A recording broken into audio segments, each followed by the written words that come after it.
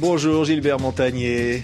Bonjour, ça me fait plaisir. On est ravis de vous accueillir. J'ai toujours su que c'était toi. C'est le récit très émouvant que vous publiez aux éditions Calman-Lévy. Gilbert Montagnier, vous, le chanteur à succès, vous, l'être généreux, engagé, qui fait danser sur les pistes, se souvient d'une mère courage qu'il a eue et sans laquelle rien n'aurait été ce qui est aujourd'hui pour lui. C'est vrai que j'ai eu la chance d'avoir des parents très combatifs. Et spécialement une maman qui n'avait peur de rien. Et d'ailleurs, elle n'avait peur de rien depuis le début, dans le sens où... Moi, je suis né en fin 51, en décembre 51. Mais quand elle rencontre mon père en 1935, il y avait 10 ans qu'elle était en France. Elle est venue d'Algérie en 1925. Et puis, ils dansent ensemble... dans le 20e arrondissement, un quartier de mon enfance d'ailleurs après. Et mon père lui demande son prénom, comme vous avez fait quand vous avez invité votre première jeune fille à danser. Alors elle lui dit, je m'appelle Jeanne. Et il lui dit, c'est amusant, j'ai connu une autre Jeanne, moi, mais c'est tout. Et puis ils ont vécu ensemble.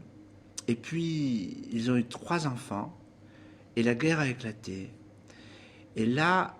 Apprenant que maman était juive, mon père, lui, bourbonnais depuis 1620, enfin pas lui, mais ses aïeux, il a eu un réflexe extraordinaire. Il lui dit, écoute, tu ne bouges pas, tu ne vas pas au commissariat, tu ne vas pas te faire recenser, parce que ça sent pas bon ce qui est en train de se profiler, voilà ce qu'on va faire.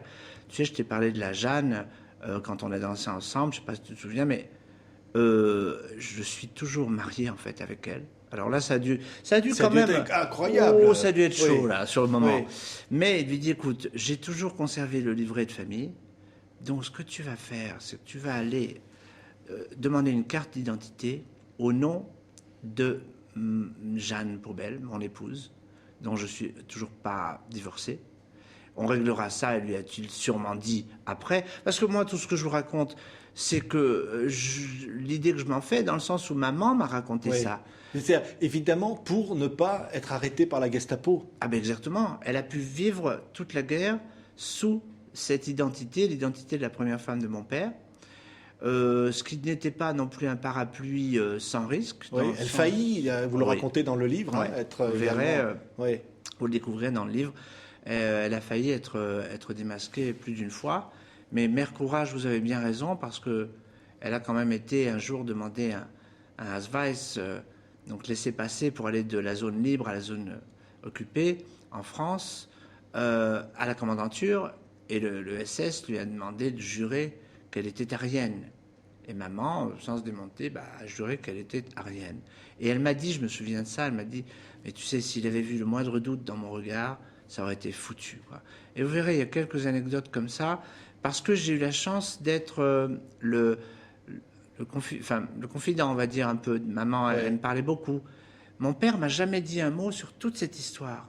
Et en fait, vous découvrirez dans le livre que j'ai jamais cherché à retrouver cette première femme de mon père, dont je savais l'existence, encore une fois, que par maman, parce que d'abord, depuis tout petit, j'ai pensé qu'elle était morte depuis longtemps. Et puis, je me suis dit que si elle voulait me trouver, elle pouvait, par D'autant exemple... que vous allez devenir célèbre, le succès dans la chanson arrive, et elle est là quelque part, et elle vous voit à la télévision. Oui, parler de mon père, parler de mon quartier, Donc, elle se dit, c'est lui, le fils de Robert. Elle n'a pas eu d'enfant, cette Jeanne. Et j'aurais dit, j'ai mis tellement de temps à ne pas l'appeler, et puis, un jour, à la sortie d'un film, Lucie Aubrac, c'était sur la résistante Lucie Aubrac. Eh bien, à la maison, Nicole, mon épouse, et puis des amis de l'Allier, justement, qui étaient là ce week-end, à qui je raconte cette histoire, enfin le peu que je savais, me disent, mais tu devrais la chercher, peut-être que, mais aujourd'hui vous êtes fous, elle est décédée depuis longtemps. Et puis, vu leur assistance, et pour avoir un peu la paix, je vous cache pas, je prends mon téléphone et j'appelle les renseignements. Ouais. Et je demande, en toute tranquillité, puisque pour moi elle est décédée depuis longtemps, son nom, et je savais le nom de son village, parce que maman avait dû apprendre tout le pédigré sur sa famille. En cas d'interrogatoire, il fallait pouvoir remonter 2 et 3 générations. Et là, l'opératrice me dit, ne quittez pas, voilà le numéro. Alors là, entre guillemets, j'hallucine, parce que je me dis, c'est pas possible ça. Et vous verrez dans le livre que c'était pas cette personne-là, la première interlocutrice que j'ai eue, mais elle m'a mis sur la voie de la deuxième interlocutrice qui était vraiment la vraie Jeanne. Ouais. J'ai pu la trouver. Et c'est vrai qu'elle vous dit cette phrase qui a donné le titre du livre. Oui, elle me dit, j'ai toujours su que c'était toi quand je te voyais à la télé. C'est pour ça que ça s'appelle comme ça, le livre. Je me disais, c'est lui. Mais elle m'aurait jamais contacté parce qu'elle avait ce recul, cette dignité des gens du Doubs par là vers Pontarlier. Et ça a été extraordinaire parce que j'ai pu la prendre dans mes bras, puis la remercier de. Ouais. C'est une très belle histoire, Gilbert Montagnier. Vous, évidemment, vous êtes né, vous avez failli mourir à la naissance, prématuré. Ah ben oui. Vous êtes atteint de cécité. Vous allez. Ouais. Atteint de cécité, oui. Mais assez clairvoyant quand même. Non, c'est vrai. C'est-à-dire l'idée de se battre finalement et que des histoires comme celle que vous racontez aujourd'hui montrent la force de l'humanité finalement qui vous tient debout. Oui, la force de la croyance au possible. La force de se dire, vous qui nous regardez par exemple, moi j'aime bien venir vous voir ici parce que je sais qu'on s'adresse au monde entier.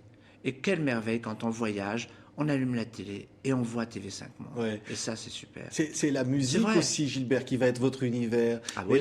D'une certaine façon, la musique, vous faites danser le monde avec vos rythmes, avec ces chansons qui nous touchent. Finalement, c'est dire, l'espoir, c'est ça qui doit nous tenir. Absolument. Comme votre mère l'a été et comme cette délicieuse inconnue, finalement, vous a sauvé la vie. Mais complètement, l'espoir qui doit nous rapprocher.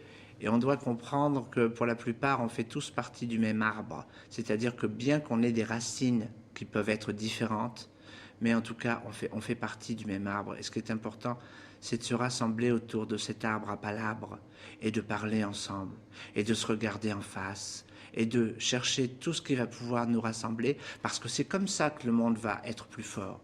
C'est pas en se divisant. Ouais. Mais vous n'avez jamais pensé que vous étiez handicapé? Non, j'ai toujours su que j'étais aveugle. Mais pour moi, aveugle, ça ne voulait pas dire handicapé. Pour moi, ça voulait dire quelqu'un qui ne voit pas avec ses yeux. Mais comme je trouvais que je voyais pas mal avec mes autres sens, ça n'a jamais revêtu un caractère dramatique, tout ça. Mais aussi, je n'ai pas de mérite parce que moi, c'est aveugle de naissance, donc je n'ai pas eu à m'adapter à quoi que ce soit.